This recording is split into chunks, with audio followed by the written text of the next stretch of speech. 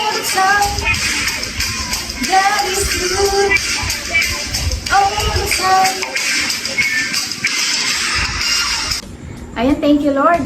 God is good all the time. All the time, God is good. Praise the Lord. Isang pinagpalang gabi, araw, tanghali po muli sa ating lahat mga kapatid at syempre sa mga magre-replay nating mga kapatid. Welcome ko po kayo sa ating OPM online prayer meeting here at Jesus Coffee Church from Monday to Friday, 7 p.m. to 8 p.m. lang po tayo mga kapatid. Ako nga po muli ang inyong lingkod, si Snowy Montoya, Jesus Coffee Church. Every Wednesday po tayo mga kapatid, no? And for our Thursday OPM, makakasama naman natin si Brother Huge Spirito. At syempre sa ating Friday naman, nakasama natin si Brother Jonard Oleta. Thank you, Lord, mga kapatid, for joining us tonight. I'm so glad that you are here. So many comment section, mga kapatid. Where are you watching from? Ayan, thank you, Lord. At syempre, huwag po natin kalilimutan ang ating digital evangelism. I-share po natin ang ating live, mga kapatid, para marami pa ang makaabot, ang maabot at makarinig ng mensahe ng ating Panginoon. Praise the Lord sa ating mga kapatid na patuloy na nag-share at nagme-mention ng kanilang loved ones. Praise the Lord sa buhay nyo. Ayan, Mami Ading, ayan, Mami Beng, and Daddy Steve, hello po sa Montoya family. At sa first time natin, huwag kalilimutan i-type ang new blessings sa ating comment section para ma-welcome po kayo mga kapatid ng ating mga kapatiran dyan sa ating comment section. Welcome na welcome po kayo dito sa Jesus Coffee Church. Stay with us mga kapatid until the end and you will be blessed. Hello! Ayan, bati-bati muna tayo mga kapatid. Hello, Mami Lola na talaga naman nakaantabay. Shout out sa inyo dyan, Sis Ruth and Sis Marge. Ayan, hello, Brother Jonard and Sis Winnie Oleta, buong family. Brother Huge and Sis Maricel, Espiritu family, thank you sa buhay nyo, no? At binabati naman natin ang ating mga kapatid na laging maaga. Hello, Sis Ria Quaresma from China. At syempre sa magandang anak na Sis Rivi May. Hi, Sis Jenny de la Cruz from Brunei. At syempre, Brother Pao from Canada naman. Thank you, Lord. At nagpapasalamat din ako sa ating katuwa ngayon nasa likod ng camera kay Brother Kenneth. Thank you, Lord. At sa pinagpalang gabi, Sis Cheng, Sis Michelle, Sis Grace. Thank you, Lord, mga kapatid sa buhay nyo, no? At sa ating buting pastor, Pastor Ruban Rusit, ang magandang wifey na si Sis Belle, sa mga kids Rusit family. Thank you, Lord, po sa buhay nyo po. Tayo po ay mananalangin muna mga kapatid at hingiin ang gabay na presensya ng ating banal na Diyos sa ating gawain. Amen. Hallelujah. Thank you, Lord. Our Almighty Father in heaven, we want to glorify your name. We want to praise your name, Lord. We want to thank you for giving us a wonderful opportunity to gather in your presence. Salamat, Panginoon, sa pagkakataon na makapagbahagi muli at makapagpahayag na iyong katotohanan. Salamat, Panginoon, ngayong gabi, magbabago ka ng buhay, magbubukas ka ng puso upang tanggapin, makarinig ng iyong salita. Inihiling namin, O Diyos, ang iyong pagsama sa aming kalagitnaan. Sa presensya mo, Lord, ay muling maramdaman ang pag-asa, pag-agalingin at paghihilumin ang pusong nasaktan.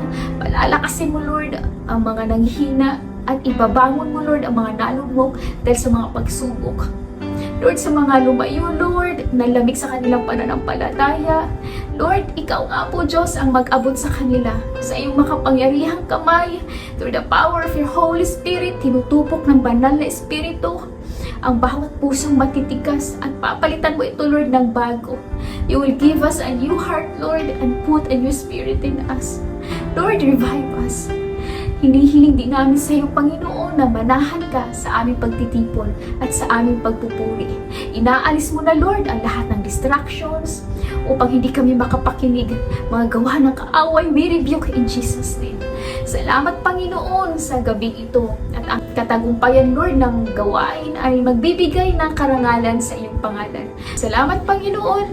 Tinataas namin lahat ng itong Panginoon sa iyong banal at makapangyarihang pangalan ni Jesus. Amen. Thank you, Lord. Thank you, Lord Jesus. Ayan mga kapatid, Thank you, Lord. Katatapos lang po nating manalangin. At sa mga kapapasok pa lang, wini-welcome ko po kayo dito sa ating OPM, Online Prayer Meeting. Ay tayong mga kapatid ay magpupuri muna ngayon sa ating Panginoon. Aawitin natin ngayon ang isa sa original composition ng ating simbahan, ang Manatili Ka. Thank you, Lord, sa ating media team na ilalagay ang lyrics ng ating awitin para lahat ay makasabay. Ayan mga kapatid, sabayan niyo ako sa pagpupuri sa ating Panginoon. Saan ka man ngayon ay ibigay natin ang ating totodong pagsamba sa Kanya. Amen! Manatili ka!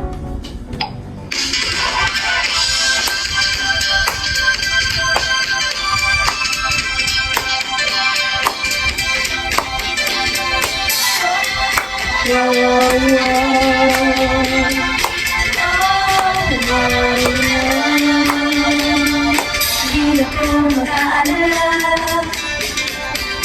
Pagkasus kasama ka Bumatiin man ang lungkos Pagkasa ko tapos Tagumpay ko sa Diyos Hindi ako mangangamba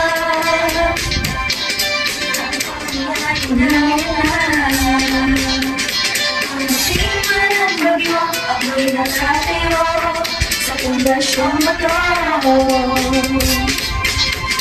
Manatili ka at ika'y mamumuha Si Jesus ang ating pulo at tayo'y masaya Manatili ka, anong man ang problema Pagpapalay ay naghihintay sa'yo Manatili ka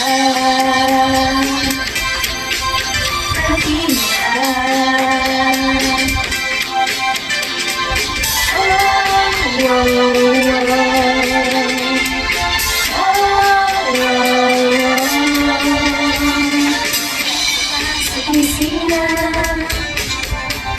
Ang nakaraan ay limutin na Pagkakatawag kay Diyos Ang dating Diyos Hindi na uubos Sinakawitan siya Mabuti ang kalooban niya Kahit ang lungkot Hindi natatakot Malapit lang sa Diyos Amen! Lumapit lang sa Diyos, mga kapatid! Manatili ka at ika'y mamumuha Si Jesus ang ating puno at tayo'y masaya Manatili ka, anong man ang problema Pagpapalay ay naghihintay sa'yo Manatili ka at ika'y mamumuha Si Jesus ang ating puno at tayo'y masaya Manatili ka, anong man ang problema Pagpapalay ay naghihintay sa'yo Manatili ka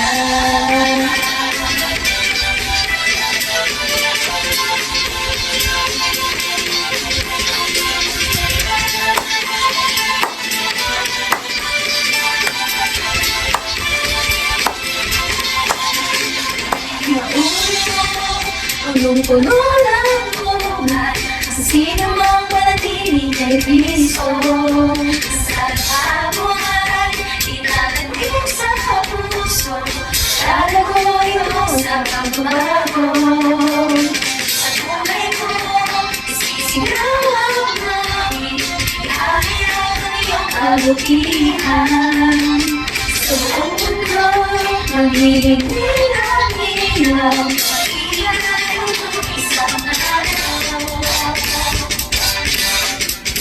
Manatili ka at ika'y mamumuha Si Jesus ang ating puno at tayo'y masaya Manatili ka, anong man ang problema Pagpapalay ay naghihintay sa'yo Manatili ka at ika'y mamumuha Si Jesus ang ating puno at tayo'y masaya Manatili ka, anong man ang problema Pagpapalay ay naghihintay sa'yo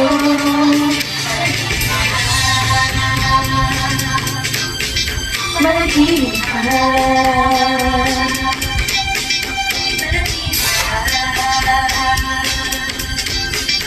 manatili ka.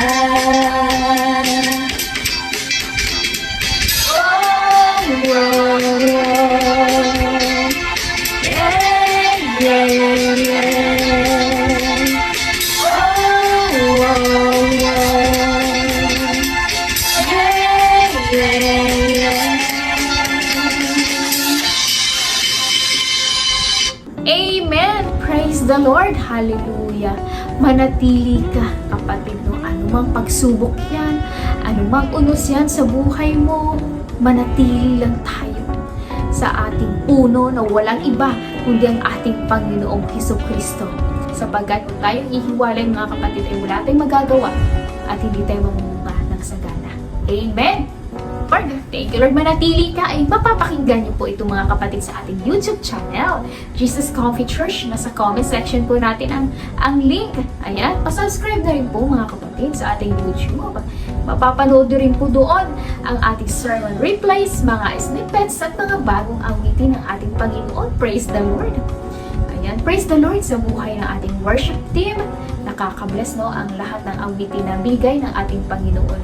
At kung hindi ka pa nakakapag-subscribe, i-click mo na, kapatid, yung subscribe button. At ganoon din sa ating TikTok at Jesus Coffee Church. Pa-follow na rin po mga kapatid, no, sa lahat na may TikTok dyan. At sa ating Facebook page dito, Jesus Coffee Church. Mga kapatid, pa-invite naman at pa-follow na rin po ng ating page. I-send po natin ang invite sa ating friends and loved ones. No? Napakadali na lang, isang click na lang, maging part ka na ng ating digital evangelism. Ayan, thank you Lord. At binabati natin pala mga kapatid na isang pinagpalang gabi ng ating mga international churches, Jesus Coffee Greece, Canada. Ayan, sa ating mga J Coffee pastors, Pastor John. Ay, hello po Bishop Ricky and Reverend Joe, Pastor Arnold, ayan, Pastor Evangie, Pastor Bong, and Sis Josephine. Ayan, mga pastors natin ng ating Jesus Coffee Church. Thank you sa buhay niyo at sa ating J Coffee Hasselbo, no? Isang pinagpalang gabi mga kapatid sa lahat ng nanonood at mga kasama natin kayo. Ayan, praise the Lord. Iniimbitahan po namin kayo sa ating worship service and fellowship every Sunday. Ayan, sa ating Sunday service at 11:30 a.m. located at Gig Mall, Jeco Serra, Ulanlupa, Las Piñas City, 2nd floor po tayo mga kapatid, no? Kaya if you're looking for a place to belong, welcome na welcome po kayo sa Jesus Coffee Church. Mag-coffee break muna tayo mga kapatid. That's a good idea! Presented by OOPM Online Prayer.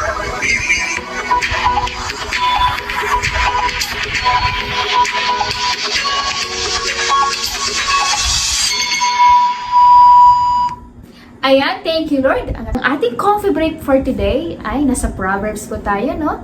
Ayan, sa Proverbs 22 verse 6. Ayan, thank you Lord. Sa Proverbs 22 verse 6, ang sabi dito mga kapatid, train up a child in the way he should go, and when he is old, he will not depart from it. Amen. Thank you Lord. Madalas na po natin naririnig ito, mga kapatid. Lalo na ito ang tema ng ating Kids Church. Isang magandang paalala sa ating mga magulang ito. Ang kawikaang sinulat ni Solomon na bata pa lang ay turuan na at taniman na ng salita ng ating Panginoon upang hindi sila madaling matangay at maligaw ng mga maling katuruan at paniniwala. At ang batayan at mamantayan natin sa pagpapalaki at pagtutuwid sa ating mga anak, mga pamangkin o mga apo ay ang salita ng Diyos.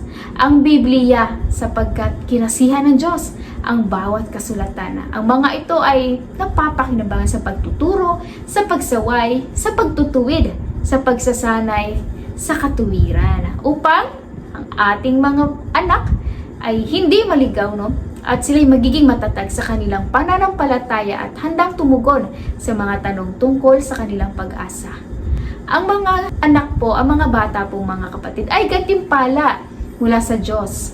Ang mga bata, no, para sa mga magulang ay isang regalo mula sa Diyos. Kaya naman na nararapat lamang nating bigyang halaga ang kanilang paglago. Pinakita rin, no, ni Moses ang halaga ng pagtuturo sa inyong mga anak. Sabi niya sa Deuteronomy chapter 6 verse 7, ang ating layunin ay upang sila'y lumakad sa mga landas ng Diyos at maging matatag sa kanilang mga utos. Kasi at lalo na sa ating generation ngayon na nakakalimot na sa ating Panginoon at hindi kilala ng mga bata ang Panginoon. Kaya nararapat lamang na ituro natin ito at sa atin magsisimula ito bilang magulang upang sa kanilang paglaki ay hindi nila ito makalimutan. Kaya sa atin ding mga magulang, no, sa atin mismo magmumula ang karunungan na ipagkakaloob ng ating Panginoon. Tayo maging huwaran at gabay sa ating mga anak upang sila'y lumago sa pananampalataya at pagtitiwala sa ating Panginoong Jesus. At yan ang ating coffee break. That's a good idea. Presented by OPM Online Prayer.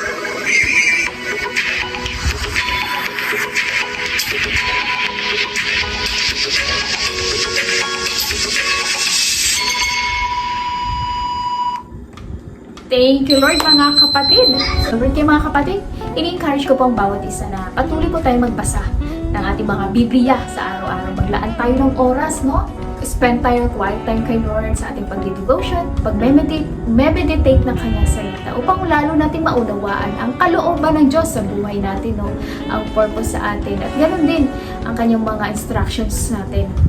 Matanggap din natin ang kanyang mga pagpapala sa pamamagitan ng kanyang salita dahil doon nangungusap ang ating Panginoon. Kaya mga kapatid, let us not just read the Word of God, but truly we study and meditate on it. Thank you, Lord Jesus. Amen. Thank you, Lord, mga kapatid. Kuha na po tayo mga kapatid ng ating mga Biblia at sabay-sabay po nating buksan at basahin sa 2 Samuel chapter 12 verse 12 to 13. 2 Samuel chapter 12 verse 12 to 13. Maraming salamat mga kapatid sa buhay ng ating kingdom partners, supporters, builders, tithers, pledgers, no, na patuloy na nagbibigay sa kaharian ng ating Panginoon. No? Maraming salamat sa buhay nyo at tunay nga na kapag tayo ay nagbigay, talaga naman ang pagpapala ng ating Panginoon ay siksik, liglig at nag-uumapaw. Tandaan natin na tapat ang ating Panginoon at wala pang pangako ang napako sa Kanya. Lahat ng ginagawa natin mga kapatid sa Kanya ay may naghihintay na pagpapala. At subukan mo lang, no? Magbigay sa Kanya at tiyak na i-bless ka niya mga kapatid. Sabi na, di ba, kung hindi niya bubuksan yung durungawan ng langit, no? Kung tinouch ni Lord ang puso mo, mga kapatid, nasa comment section natin ang ating GCash number at ang video accounts. Mas pinadali na ngayon mga kapatid, mas convenient natin ang ating pagbibigay. Ayan. So sa lahat po mga kapatid na patuloy na nagbibigay, thank you Lord. At alam naman natin na tapat ang ating Diyos at hindi mo siya matatalo pagdating sa bigayan. Umpisahan mo ngayon mga kapatid, tingnan lang natin at kung talagang hindi kikilos ang ating Panginoon para ibuhos sa iyo ang masaganang pagpapala. Amen! Praise the Lord mga kapatid. At syempre good news, no? Dahil sa ating patuloy na pagbibigay at suporta, malapit na rin natin magamit ang santuaryo ng ating Panginoon sa Andrea Village. Kaya praise the Lord mga kapatid sa buhay mo. Ayan, may God bless you abundantly. May God bless you 100-fold mga kapatid for your generosity. Amen! Praise the Lord! Hallelujah! Ayan mga kapatid, at dumako na po tayo sa ating Word of God. Babasahin po natin ngayon ang 2 Samuel chapter 12 verse 12 to 13. Amen. Ayan, thank you Lord.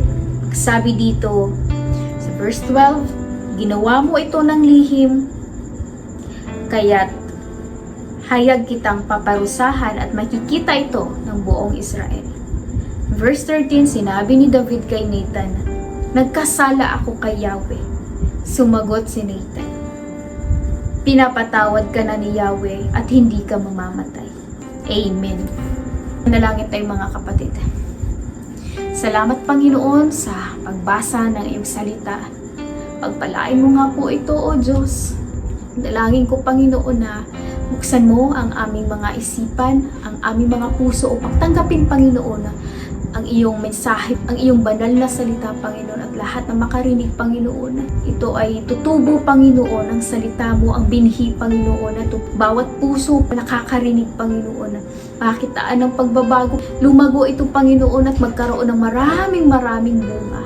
Ngayong gabi, Lord, maglilinis ka, Panginoon, ng aming mga puso. Tutulungan mo kami, Panginoon, by the power of your Holy Spirit, upang hindi na muling magkasala pa, hindi na magtago sa dilim, Panginoon.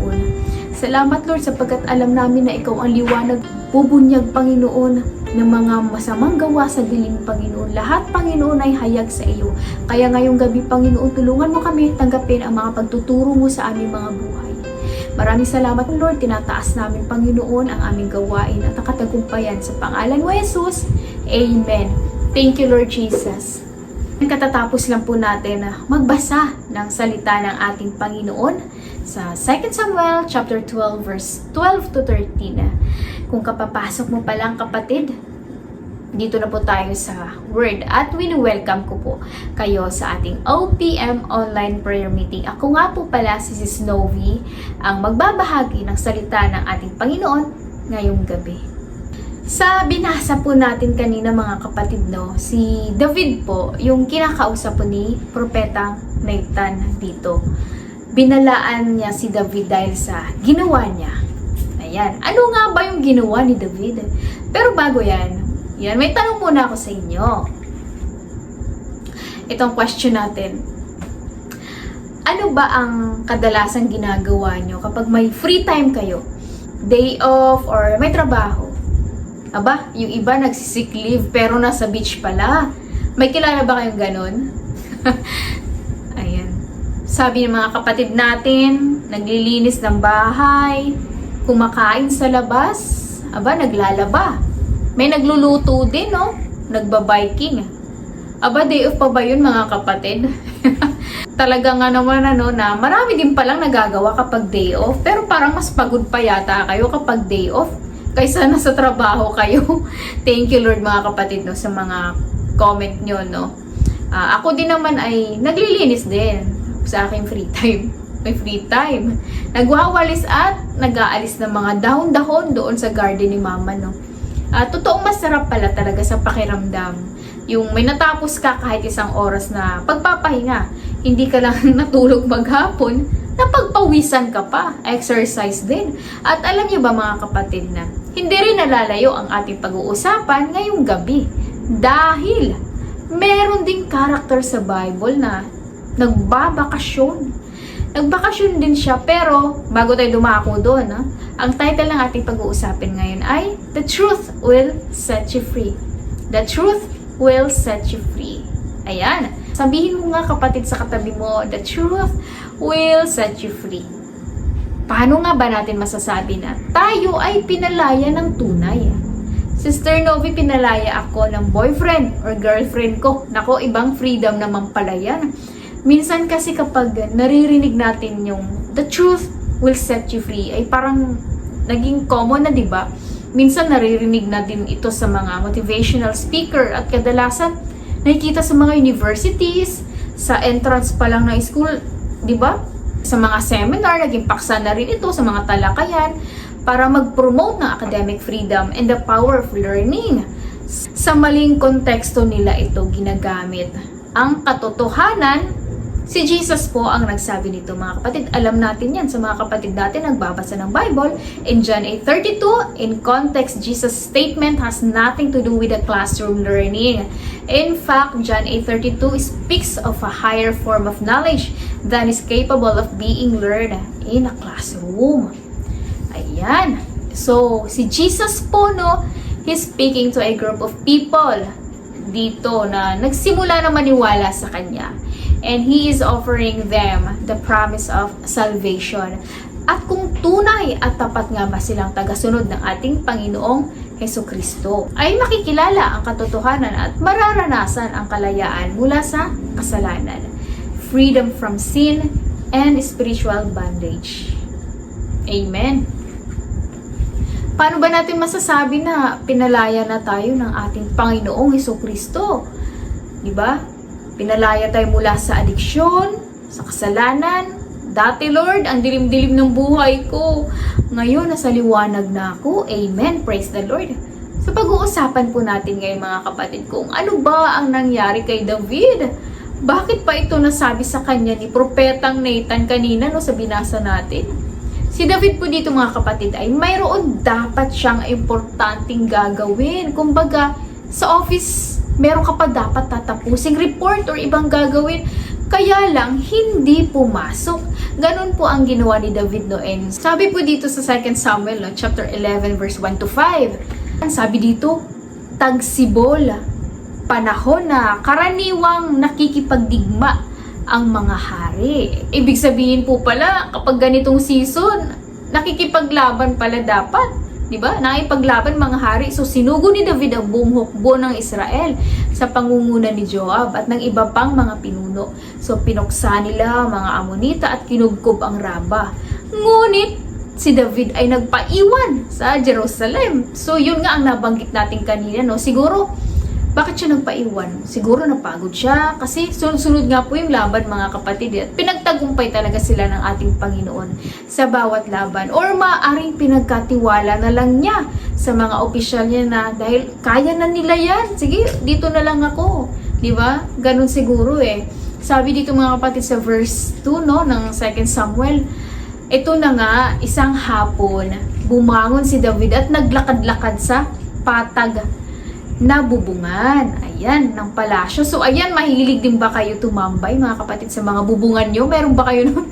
Nakapagtambay ba kayo? Na-experience nyo ba yun na pagkagaling sa tulog or pahinga, tapos gusto mo makalanghap ng sariwang hangin or pumunta sa balcony? Diba? Sa may mga balcony dyan, second floor. Tapos, marami kang makikita, diba? Pag nandun ka, masaya. Mga naglalakad ng tao, mga naglalarong bata. So, sabi dito, habang nakatingin siya sa ibaba, ito si David po ito ha, may nakita siya. So, ano kaya nakita ni David, mga kapatid?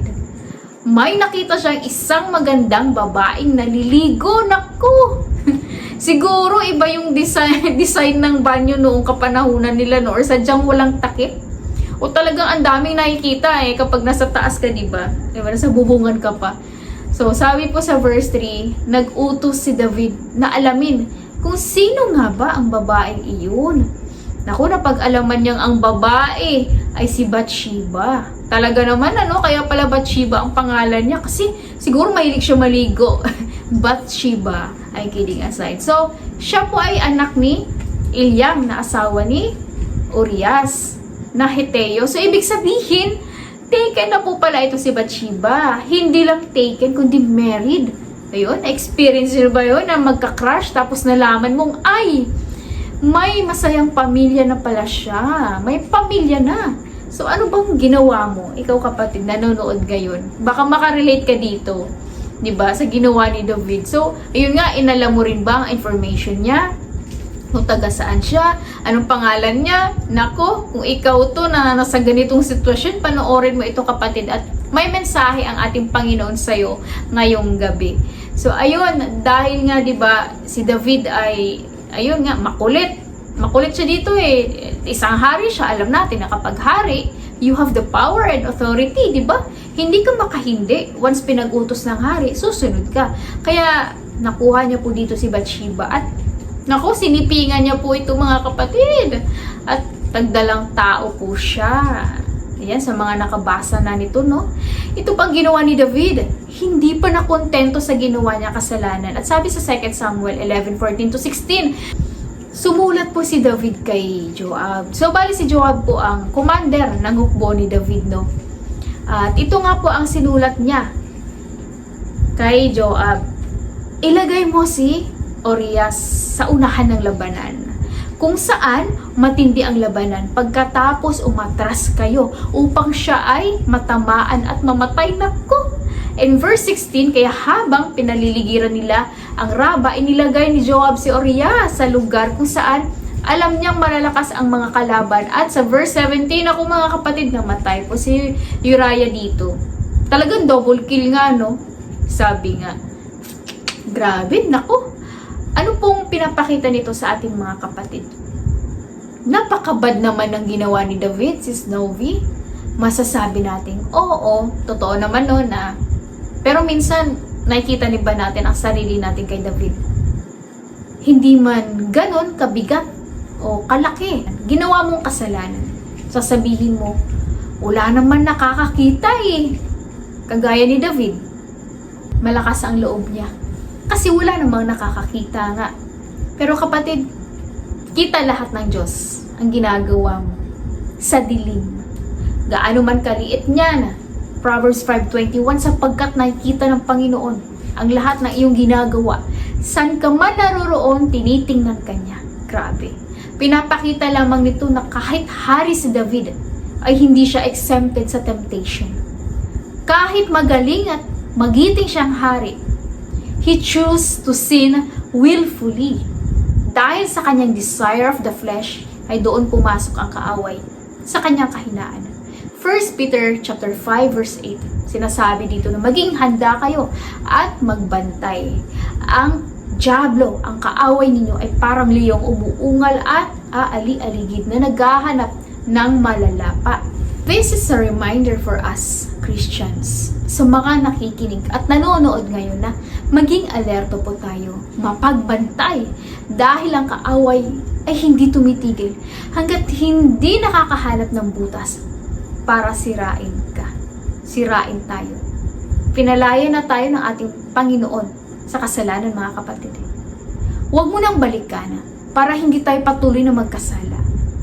Meron ako ibabahagi na 2 points para manatili tayong tapat at matuwid sa ating Panginoon. Anumang kasalanan ang ihain ng mundo sa ating harapan. And for our first point tonight, point number 1, abide in His Word. Abide in His Word.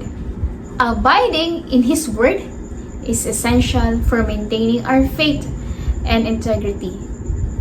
John 8:31, sinasabi naman ni Jesus sa mga Hudyong naniniwala sa Kanya, "If you abide in my word, you are truly my disciples." Abiding in His word, anchored in His word. Doon nakaangkla ang lahat ng plano at desisyon sa buhay mo, not on our understanding. Ang salita ng Diyos, mga kapatid, ang batayan ng ating pananampalataya, ang magbibigay sa atin ng lakas upang labanan ang mga tukso. Kapag tayo ay nananatili sa Kanyang salita, nagiging mas madali sa atin na ma-discern ang katotohanan sa kasinungalingan. Sa ganitong paraan, magiging matatag tayo sa ating pananampalataya at magiging handa sa mga pagsubok na darating. To abide in His Word means to consistently obey His Word, to remain in Him and be obedient. Ayan, prayer, reading, and meditating His Word, at naisasabuhay ang turo ng ating Panginoong Hesukristo. Nakikita sa atin yun, upang hindi madaling matukso ng kaaway. Si David po kasi, mga kapatid, ay nagkasala siya. Unang-una, dapat andun siya sa labanan. Pero mas pinili niyang mag-stay sa Jerusalem. Instead, sumama sa kanila. Pangalawa, lust of the flesh. Lust of the eyes. Dahil tiningnan niya si Bathsheba ng may pagnanasa. Sabi ni Jesus sa Matthew chapter 5 verse 28 to 29, "Ngunit sinasabi ko sa inyo, ang sino mang tumingin sa isang babae na may pagnanasa ay nangangalunya na sa babaeng iyon sa kanyang puso." Dito pa lang adultery na yon. Pangalawa, nung nalaman niyang nagbuntis si Bathsheba, pinlano niya pang ipapatay si Urias, ang asawa ni Bathsheba. Murder na yon. Pwede namang nakita lang niya si Bathsheba pero hindi binigyan ng mali siya or dinivert na lang ang attention sa ibang bagay. Pwede naman na bumalik na lang ulit siya sa kwarto, di ba? At nanalangin, humingi ng tawad kay Lord dahil saan nakita niya. Pero, ginusto niya rin. Ayan. Marami sa ating guilty sa bagay na to. Matthew 18:9. Kung ang mata mo naman ang siyang magiging sanhi ng iyong pagkakasala, dukitin mo ito at itapon. Mas mabuti pa ang magkaroon ng buhay na walang hanggan na bulag ang isang mata kaysa may 2 mata kang itapon sa apoy ng impyerno. Pinapaalala lamang ito sa atin na dapat magkaroon tayo ng personal accountability at mamuhay ng may kabanalan sa harap ng ating Panginoon. Hindi mo pwedeng sabihin na, tao lang naman ako kaya ako natukso, kaya ako nagawa yun. Hindi. May choice tayo, kapatid. Binigyan tayo ng free will ni Lord. Tandaan natin, si Jesus ay tinukso. Sa Matthew 4:4, alam natin to. Pero hindi siya nagkasala because temptation to sin never comes from God. James 1:13-14, natutukso ang tao kapag siya'y naaakit at nagpapatangay sa kanyang sariling pagnanasa. At ang pagnanasa kapag naitanim sa puso ay nagbubunga ng kasalanan, at ang kasalanan sa hustong gulang ay nagbubunga ng kamatayan. At ito nga ang nangyari kay David. Nagbunga ang kanyang kasalanan. Kapag hindi talaga tayo naka-abide sa salita niya, masasalisihan tayo ng kaaway. At 100% ng desisyon natin, mga gagawin natin sa buhay, ay mag-fail. Kasi hindi yun nakaayon sa kalooban ng Diyos. Kaya patunay lamang mga kapatid na hindi talaga natin kayang mabuhay kapag wala si Kristo sa atin. Hindi tayo nakakabit sa puno. Kaya nga piliin mo mabuhay kapatid sa kanyang salita. For the Word of God has the power to expose hidden sins. Wala talaga tayo maitatago sa mata ng Diyos. Hebrews 4:12. Totoong buhay. Buhay na buhay at mabisa ang salita ng Diyos. Naglalantad sa ating mga tinatagong lihim at kasalanan sa dilim. Ini-expose sa liwanag ang likong gawa. Kaya mapapansin nyo kapag nagkakasala ang isang tao, ayaw niya magpakita kasi nakagawa siya ng kasalanan. Di ba pakiramdam mo pag nakagawa ka ng kasalanan, parang ang layo-layo mo na kay Lord. Kasi ang totoo mga kapatid, banal ang ating Panginoon. Holy siya eh.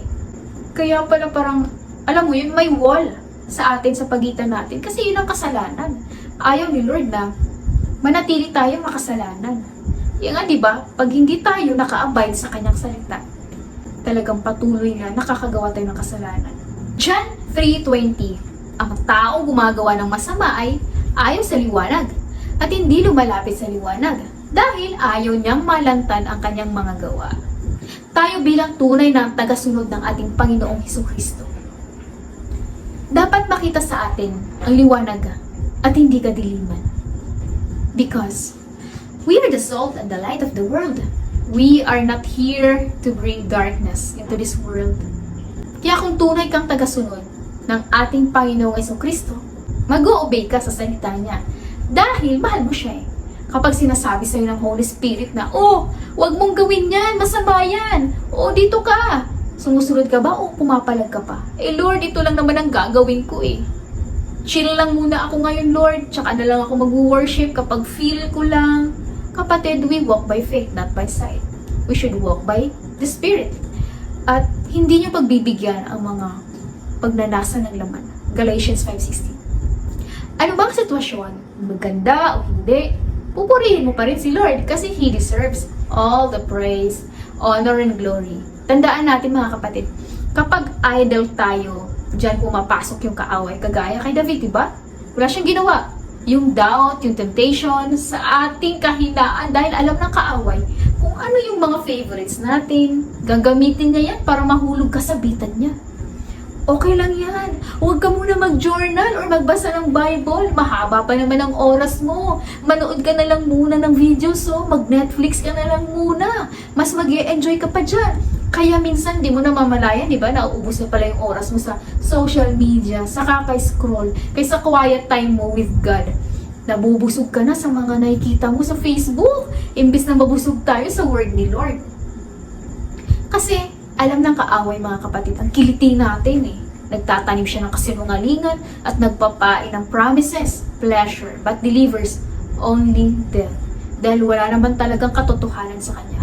He is the father of lies. Tinempt niya nga rin sila Adan at Eva, di ba? Niling lang niya. Ayan, kainin mo yan, masarap yan. Enticement. Kagaya nung nangyari kay Joseph, di ba, sa Genesis. Tinokso siya ng kaaway through sa asawa ni Potiphar, pero tumakbo siya.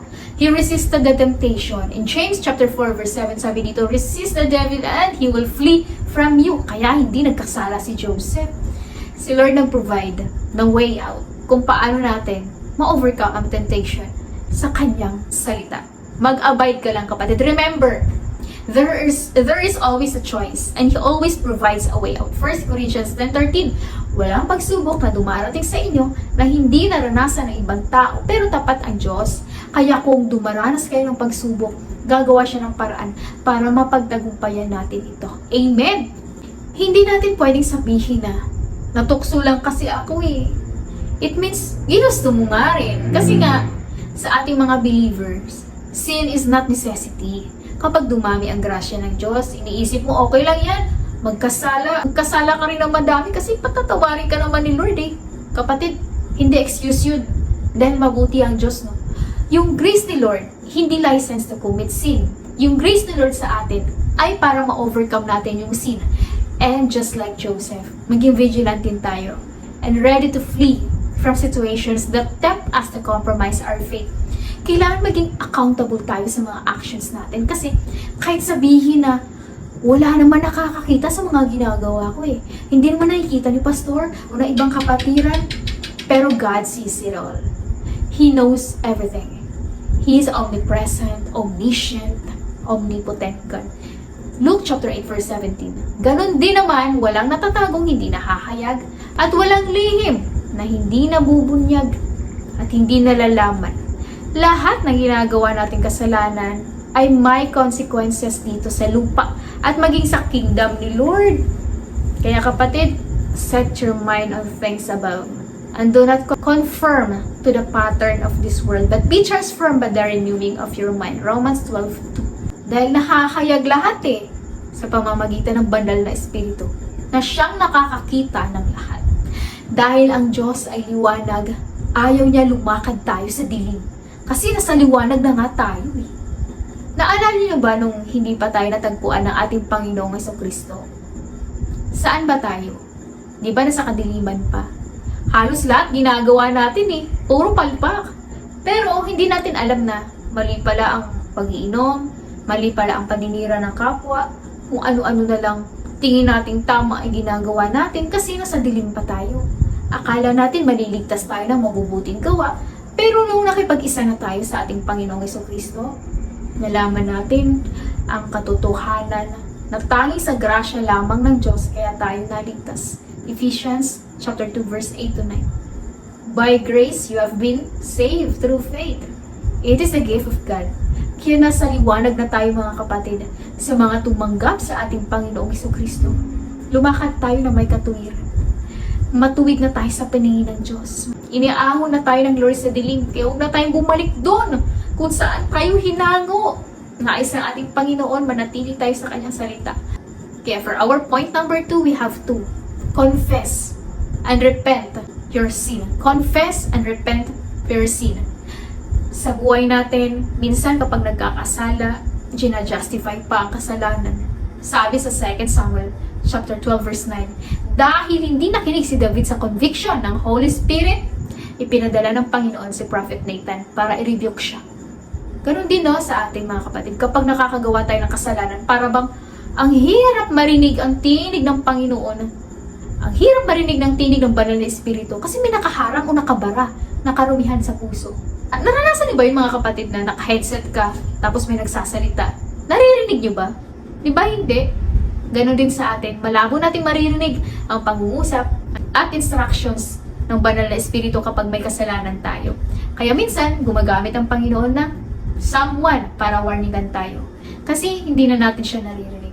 In 2 Samuel chapter 12 verse 9, bakit mo hinamak ang salita ni Yahweh at gumawa ka ng masama sa kanyang paningin? Allah, pinapatay mo ang Hiteyong si Urias sa mga Ammonita at kinuha mo pa ang kanyang asawa.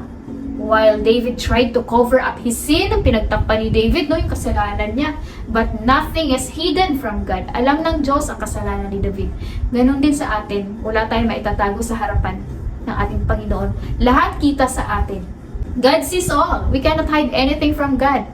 Kaya pinapaalala lamang sa atin mga kapatid na hindi natin kayang takpan ang ating mga kasalanan kagaya ng isang nagdadalang tao na hindi mo pwedeng itago yan habang buhay kasi lalaki at lalaki yung tiyan mo But I love the heart of David here dahil inamin niya mga kapatid ang kanyang pagkakasala.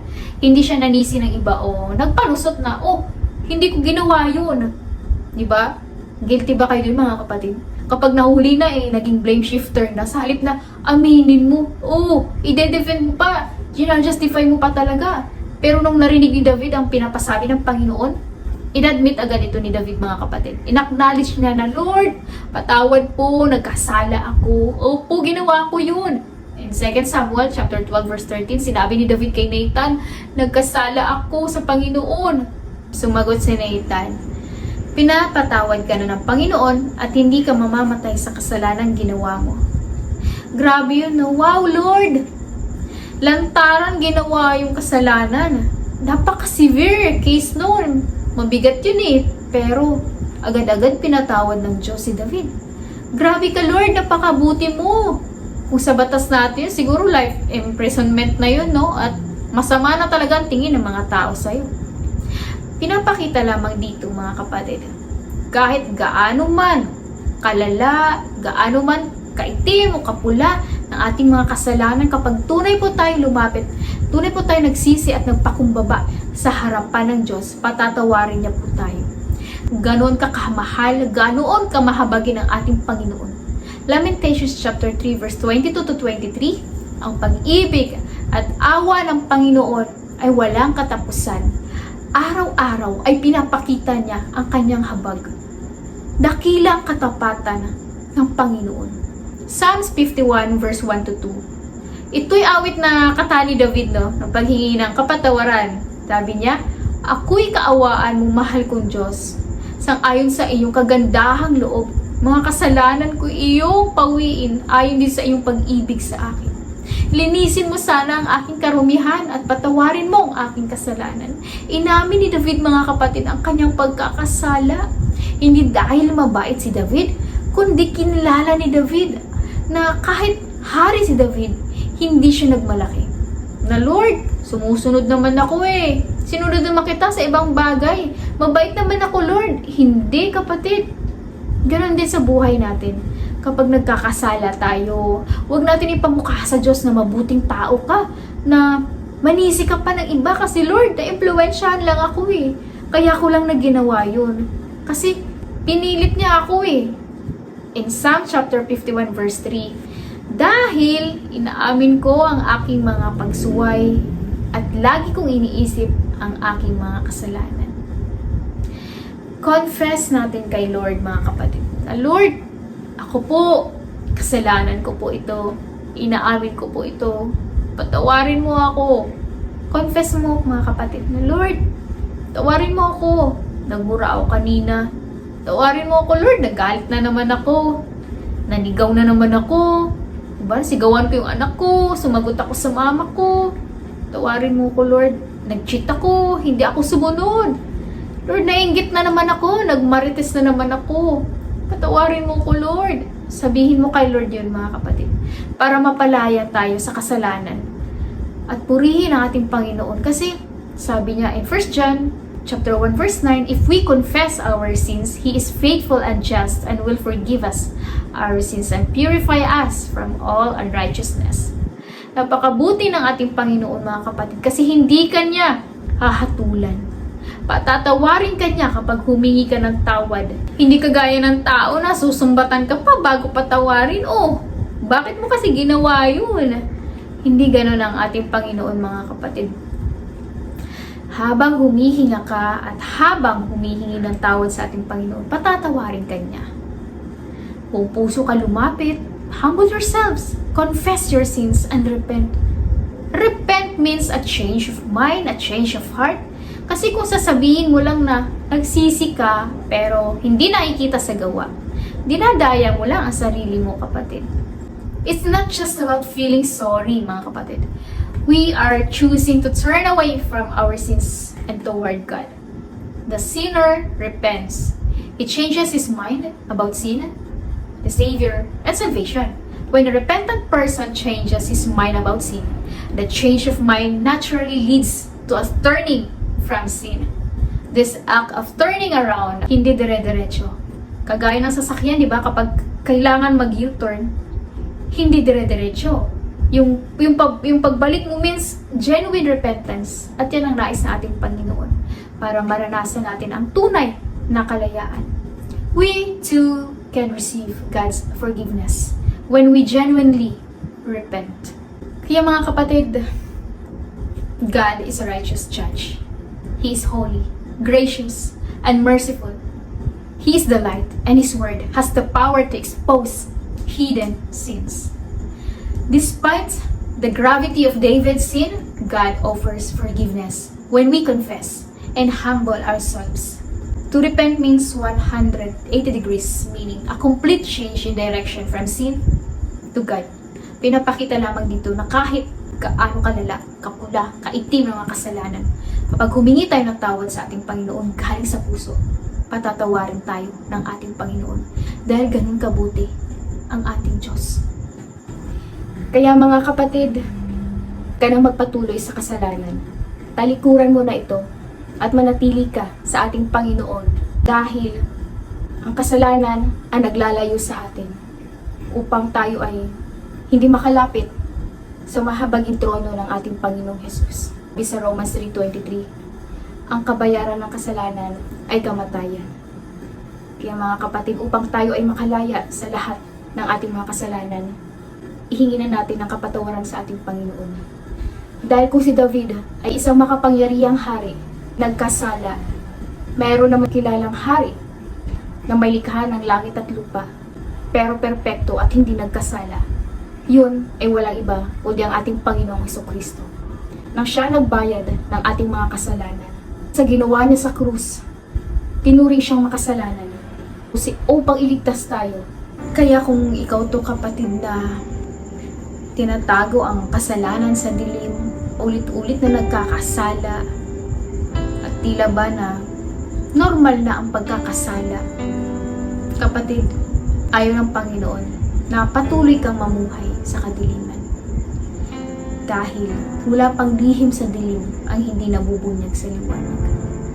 Kaya kung ikaw to kapatid na may mga kasalanan sa dilim, pinagtatakpan hanggang ngayon, hindi pa rin inaamin sa ating Panginoon, hindi hinihingi ng kapatawaran, ito ang oras para humingi tayo ng patawaran sa lahat ng ating mga kasalanan, sa lahat ng ating pagkukulang. Hindi na tayo nanatili sa kanyang salita. Pinili nating humiwalay, pinili nating lumayo, pinili nating bumalik sa dating buhay. Mga kapatid, nais na ating Panginoon magsimula ka muli at manumbalik sa Kanya. Lalo na ngayon na malapit na siyang dumating. Kaya mga kapatid, na patuloy tayong mapalaya ng ating Panginoon sa ating mga kasalanan. We abide in His Word. We confess our sins. We repent for our sins, mga kapatid. Dahil banal ang ating Panginoon, ayaw niya na mamuhay tayo ng may karumihan sa ating mga puso, sa ating mga pag-iisip, sa ating mga intensyon, at sa tulong ng banal na Espiritu, malilinis tayo. Basta't buksan mo lang ang iyong puso at ihingi ng tawad ang lahat ng mga kasalanan. Hindi nakikita, pero ang Diyos, nakikita niya ang lahat. Dahil sa ginawa ng ating Panginoong Hesukristo sa krus, matuwid na tayo sa paningin ng ating Panginoon. At huwag mo nga hayaan na patuloy ka marumihan dahil sa pagkakasala mo sa dilim. Binayaran na ng ating Panginoong Hesukristo ang lahat ng ating mga kasalanan. Kaya ang nais niya na ikaw ay mamuhay na may kabanalan, nang matuwid sa kanyang harapan, nakalugod-lugod. Dahil inako na ng ating Panginoon ang lahat ng ating kahihiyan nung siya'y ipako sa krus. Kaya mga kapatid, sabayan niyo ako sa panalangin at humingi tayo ng kapatawaran sa ating Panginoon sa lahat ng ating mga pagkukulang at kasalanan. Itaas niyo lang ang dalawang kamay niyo, huwag kayong mahihiya sa mga katabi niyo. Hihingi tayo ng kapatawaran sa ating Panginoon. Galing sa puso kapatid, sabayan niyo ako. Panginoong Jesus, kailangan kita sa buhay ko. Isa po akong makasalanan. Panginoon, patawarin niyo po ako sa lahat ng aking karumihan, sa lahat ng aking kakulangan. Pinagsisisihan ko na po ang lahat. At pinapapasok kita sa aking buhay at tinatanggap bilang Panginoon at tagapagligtas. Salamat Lord sa pagpapatawad at sa buhay na walang hanggan sa langit. Sa pangalan mo Jesus, Amen. Thank you Lord. Hallelujah. Thank you Lord Jesus. Salamat Lord. Ayan mga kapatid, kung sumabay ka sa ating panalangin, good news, pinatawad ka na ng ating Panginoong Hesukristo at meron ka ng buhay na walang hanggan sa langit. Huwag mo nang hayaan mga kapatid na marumihan ka pa ulit. Kundi Magpatuloy tayo mga kapatid sa ating Panginoon. Manatili tayo sa Kanya. Sikapin na lalo pang lumago sa Kanya. Makilala ng lubusan ng ating Panginoong Jesucristo. At maunawaan natin kung ano ba ang layunin natin sa buhay. At maririnig lamang natin siya kapag tayo ay patuloy na nakikinig ng Kanyang mga salita, nagbabasa. Kaya nga mga kapatid, ini-invite namin kayo sa ating OPM from Monday to Friday, 7 to 8 p.m. sa pamamagitan ng through hearing and hearing the Word of God, lalo tayong lalago at magkaroon ng malalim na pangunawa sa ating Panginoong Jesucristo. 5 minutes mga kapatid ay matatapos na tayo. But before we end mga kapatid, we encourage na sabayan niyo ako sa ating panalangin. Ipapanalangin natin ang bawat isa. You agree with me? Yes Lord, Amen. Sa kaman ngayon, sabayan niyo ako mga kapatid. Yes Lord, hallelujah. Praise the Lord. Our Almighty Father in heaven, we praise you Lord Jesus. Maraming salamat Panginoon sa mensahe mo ngayong gabi. Sa salita mo Panginoon na pumukaw sa aming mga puso. Sa narinig namin mga pagtuturo Panginoon, dalangin namin Lord na ito ay tumanim sa aming mga puso Panginoon. At ito ay patuloy na lalago Panginoon at magkaroon ng maraming bunga.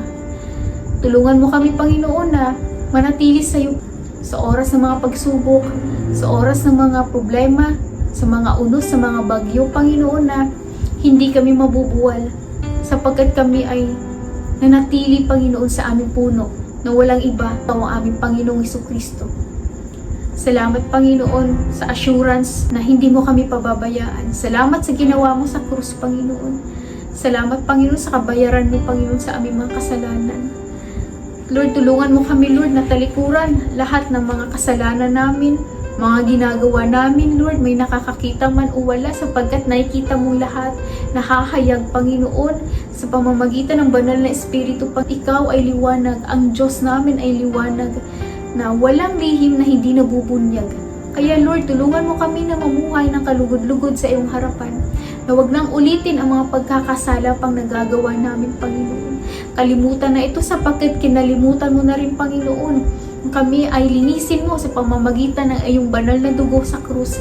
Kaya Panginoon, salamat sa pagpapatawad, Panginoon. At ganoon din, Lord, tinataas namin ang aming mga kapatid, Panginoon, for our brothers and sisters, Lord, na may mga karamdaman sa mga oras na ito, mga nasa hospital, nasa ICU, sa mga nakakaramdam, Lord, ng pagsakit ng ulo, Lord, sa mga hindi nakakatulog sa gabi, sa may mga sipon, sa may mga ubo, mga dengue, Panginoon, in Jesus' name, you will provide, Panginoon.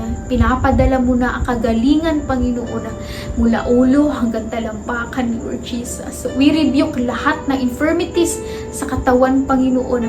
Pinapalayas mo na ang sakit, Lord, sa katawan ng mga kapatid namin, mga nagda-dialysis, Panginoon. In Jesus' name, ikaw, Lord, ang patuloy ng maglilinis ng mga dugo, magpapagaling, Panginoon, Lord. Walang imposible sa iyo.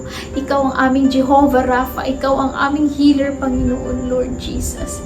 By your stripes, Panginoon, we are healed. Lahat ng sakit, Panginoon, ay luluhod sa iyong pangalan. Salamat, Panginoon, sa kagalingan. At ganun din po, Lord, tinataas namin, Lord, ang mga pangangailangan ng mga kapatid namin, sa mga namumroblema, Panginoon, sa araw-araw ng pangangailangan, sa mga bayarin sa bills, Panginoon, sa mga tuition fees ng mga anak, Panginoon, sa mga baon sa araw-araw. Ikaw ang magpo-provide, Panginoon. Pagkat, Lord, ikaw ang aming Jehovah Jireh. Isusupply mo, Lord, lahat ng mga pangangailangan ng mga anak mo, buwat sa hindi nauubos, Lord Jesus, na kayamanan mo sa langit. Salamat, Panginoon, sa mga ginagamit mo upang pagpalain ang mga anak mo at hindi kailanman, Lord, pinabayaan ang mga anak mo na magutom. Kaya salamat, Panginoon, sa provision, Panginoon, at ganoon mga kapatid namin, Panginoon, na nagtatrabaho, local man o abroad, Panginoon, na ikaw ang patuloy, Lord, na mag-ingat sa kanila, Panginoon. Ikaw ang mag-aangat sa mga anak mo, sa mga posisyon, increase in salary, Panginoon. Sa ganun, Panginoon, ay patuloy sila, Lord, na makapagbigay, Panginoon, sa iyong kaharian. Salamat, Lord, sa mga taong ginamit mo sa sanctuary mo, Panginoon, na itatayo sa Andrea Village. Tunay, Lord, na walang imposible sa iyo. Alam namin, Lord, magagamit na rin namin upang, Lord, marami pang madala, Panginoon, na kaluluwa, iyong kaharian, marami pang makakilala na iyong pag-ibig. Kaluluwa, na magkaroon ng kaligtasan, Panginoon. Salamat, Panginoon, sa mga ibibigay mo, sa mga taong ginagamit mo, Panginoon, sa mga bubuksan mo pang mga opportunity upang kami, Lord Jesus, ay makapaghayo pa, makapagpahayag ng gandang balita. Kaya naman, Lord Jesus, maraming salamat sa mga ipagkakaloob mo pa, sa mga sasagutin mo pa, Lord, ng mga prayers namin, Panginoon. Ngayon pa lang, Lord, ay pinapasalamatan ka na namin sapagkat ikaw ay mabuti. Kami may naghihintay ngayon, hindi nasasayang ang lahat. Maging sa aming mga paglilingkod sa iyo, Panginoon, lahat ng ito, Lord, ay merong mga pagpapala, Panginoon. For at the proper time, Panginoon, we will reap a harvest if we do not give up. Kaya ngayon pa lang, Lord, pinapasalamatan ka na namin in advance sa ginagawa mo mabuti sa buhay namin, Panginoon. Salamat sa protection, Panginoon. Salamat sa mga pagpapala. Salamat sa answered prayer, Panginoon. Salamat sa lahat, Lord. Ipagpalain mo ang mga gawa ng kamay ng mga anak mo. Salamat, Lord Jesus, sa lahat, Panginoon, at sa gabing ito, Panginoon, sa katagumpayan ng aming gawain. Pangalan mo lamang ang mabibigyang kaluwalhatian at karangalan. Salamat muli, Panginoon, sa nataas namin lahat ng papuri at pagsamba sa iyong banal at makapangyarihang pangalan ni Jesus. Amen. Thank you, Lord, mga kapatid. Thank you, Lord, mga kapatid, sa pagsabay sa ating panalangin.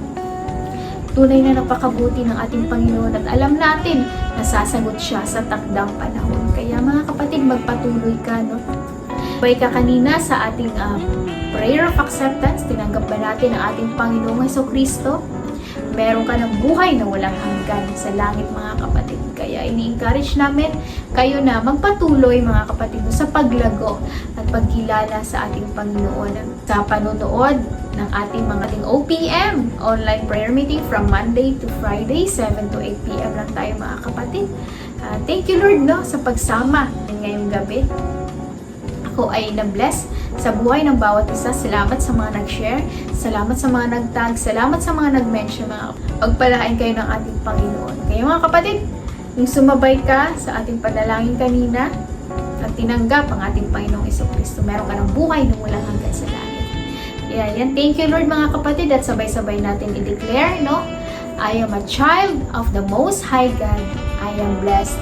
I am full of wisdom, full of power, full of potential. I can do all things. I will overcome. I have a great destiny in Christ. I believe it. I receive it. In Jesus' name we pray.